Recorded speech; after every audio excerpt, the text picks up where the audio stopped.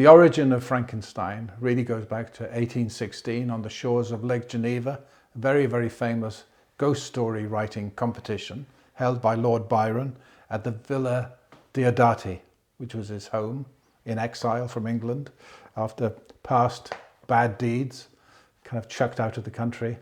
He spent the summer of 1816 there and was visited quite often by Mary Godwin, soon to be Mary Shelley, by her boyfriend, one would say, Percy Shelley, the famous poet, and Claire Clairmont, who had a fling off and on with Lord Byron, and Lord Byron's physician, Dr. Polidori. And at one night in June 1816, Byron suggested that they all wrote a ghost story and saw who wrote the best one. And from that very famous ghost story writing session, we had Frankenstein, which was Mary's contribution, and The Vampire, which Dr. Polidori wrote as a short story, novella, if you like, which was the direct progenitor of Dracula. So on that, you could say on that one night, according to me, or you could say that summer, the two abiding myths of horror, modern horror, were born, which is pretty good going for one dreary summer. Mary's book was published 1818. She was still a teenager. It was revised in, I think, 1823, and it was revised again in 1831.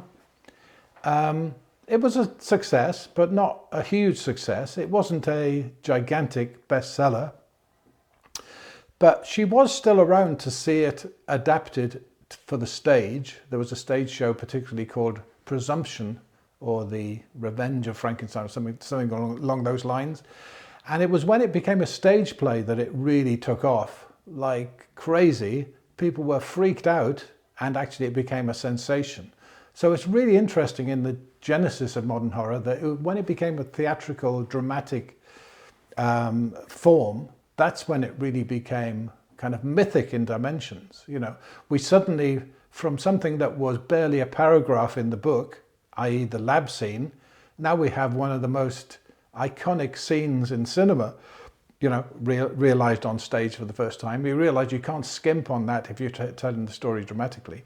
And then the play went in various versions through the second half of the 19th century.